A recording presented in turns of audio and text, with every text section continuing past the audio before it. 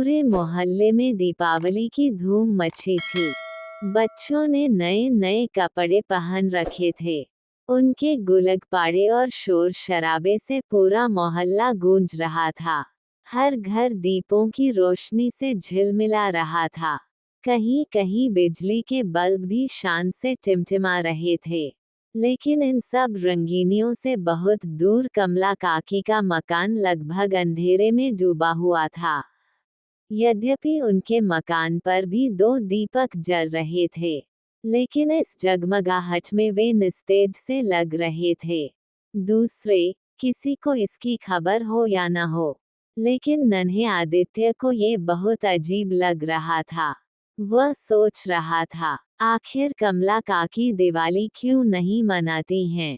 उसे अच्छी तरह से याद था कि कमला काकी ने पिछले साल भी दिए नहीं जलाए थे, और शायद उससे पिछले साल भी नहीं।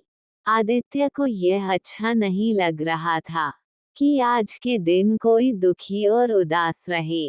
वह अच्छी तरह समझता था कि जब कोई दुखी व उदास होता है, तभी त्योहार नहीं मनाता है।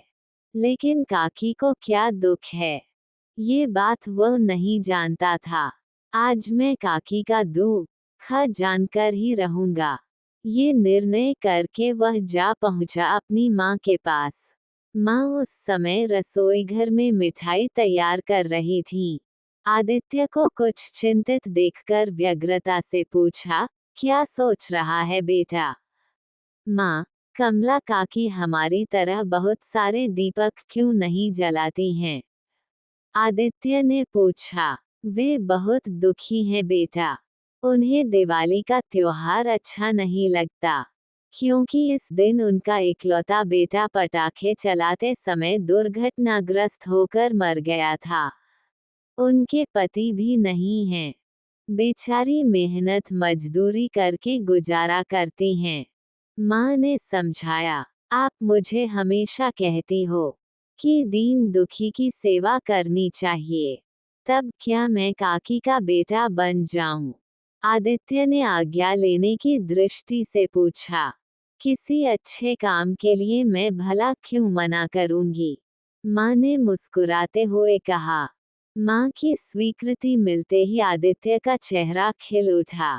वह सरपट कमला काकी के घर की ओर भागा, लेकिन माँ की आवाज सुनकर उसे वापस लौटना पड़ा।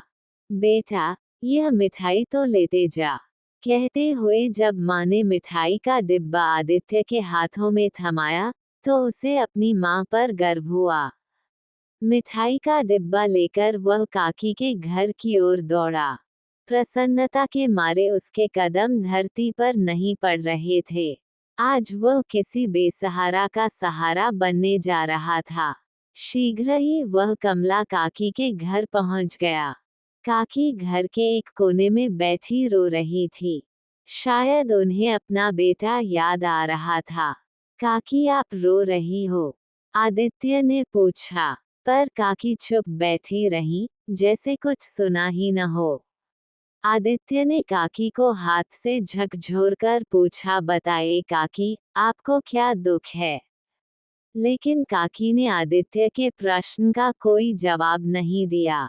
अपने आंसू पोंछते हुए उन्होंने आदित्य को बैठने के लिए कहा, पर आदित्य तो जैसे घर से दृढ़ निश्चय करके आया था। बोला, मैं जानना चाहता हूँ कि आप दीपावली के दिन बहुत सारे दीपक क्यों नहीं जलाती और आप अभी रो क्यों रही हो? आदित्य की जिद के आगे कमला काकी को झुकना पड़ा। उन्होंने भरे गले से इतना ही कहा, जरा अपने बेटे की याद आ गई थी। आज अगर वह जीवित होता, तो वह भी तुम्हारे जितना ही होता। काकी, अगर बेटा नहीं रहा, तो क्या मैं आपका बेटा नहीं बन सकता? मुझे अपना बेटा बना लो काकी। आज से मैं तुम्हारा बेटा हूँ। आदित्य ने भोलेपन के साथ कहा। कमला काकी ने बेटा कहकर आदित्य को गले लगा लिया।